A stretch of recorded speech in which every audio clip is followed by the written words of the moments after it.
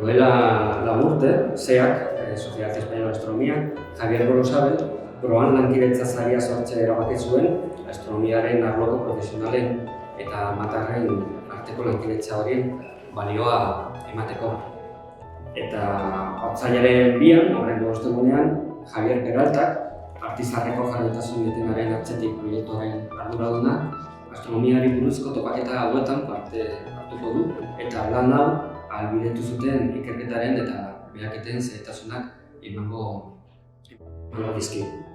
Jarraian, hau izango da pizka bat berezia, Almeriako Karralto behatokira konektatuko gara, 1.23 teleskopio modu zuzenean erabiltzeko, eta gau horretan ikus daitezkeen objekturi bikaneen irudiak jasotzeko.